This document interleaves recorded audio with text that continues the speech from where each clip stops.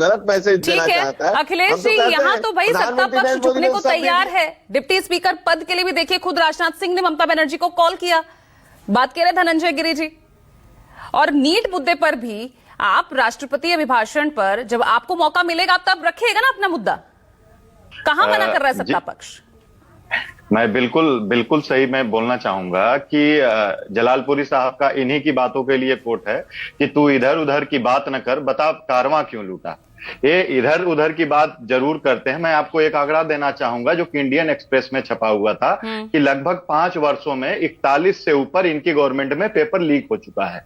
और यह सिर्फ नीट का ही मसला नहीं है, लगभग यूजीसी नेट का मसला है, चाहे वह नेट जेआरएफ का हो, चाहे सीएसआईआर नेट का हो, चाहे यूपीएसआई का हो, यूपी पुलिस का हो, हरियाणा के हो पेपर्स। लगभग व्यापम का जो घोटाला मध्य प्रदेश में हुआ था इन्हीं की गवर्नमेंट में, उसकी एक सीरीज है। मैं आपको बताना चाहूंगा कि ऐसे बहुत से चंक्स हैं, जैसे इलाहाबाद हुआ, पटना हुआ, दिल्ली हुआ, वहां पर रह करके जो छात्र तैयारी कर रहे हैं, घर से पैसे नहीं है, घर से अनाज लेकर के कमरों में रह रहे हैं, यदि पता चले कि पैसे नहीं मैनेज हो पा रहे तो कोई सीनियर अधिकारी बन गया या कुछ कर गया है तो वह इनकी मदद कर रहे हैं, तो वैसे पढ़ाई कर रहे हैं। और यह जो पेपर लीक है यह सिर्फ एज ए पेपर लीक और इनकी तरह बयान दे देने से नहीं खत्म हो सकता है। जो वो यह बोल रहे हैं कि सिर्फ हंगामा खड़ा करना इनका मकसद है, तो मैं कहना चाहूंगा सिर्फ हंगामा खड़ा करना हमारा मकसद नहीं है। ये सूरत जो है उसको बदलनी चाहिए। मैं कहना चाहूंगा कि देश की संपत्ति को बेचते बेचते यह पेपर को भी यह बेचने लगे हैं अपनी संपत्ति के लिए, अपनी आय के लिए। आप देखेंगे कि लगातार नीट में लोग पकड़े जा रहे हैं, लगातार गिरफ्तारियां हो रही हैं।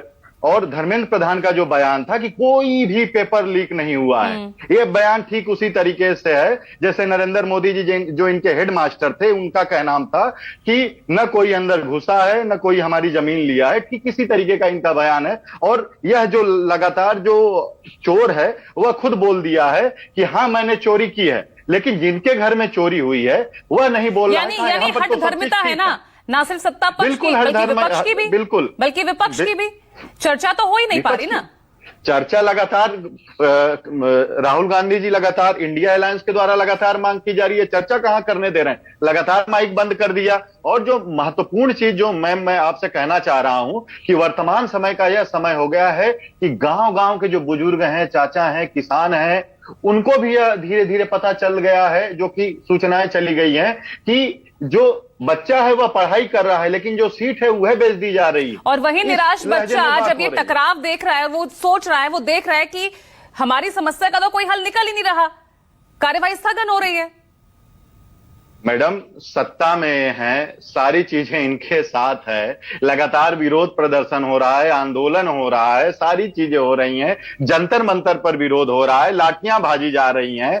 और जब सदन में बात की जा रही है तो उसको लगातार ओम बिरला जी के द्वारा और राज्यसभा में जगदीप धनखड़ जी के द्वारा आप देखेंगे कि कभी माइक म्यूट, कभी चर्चा न करने देना। और मैं फिर से कहूंगा पीएम की चुप्पी भी यह दिखाती है कि यह जो माल है, जो पैसा है, वह पीएम नरेंद्र मोदी तक पहुंचा हुआ है। बोलिए, रिस्पॉन्ड कीजिए।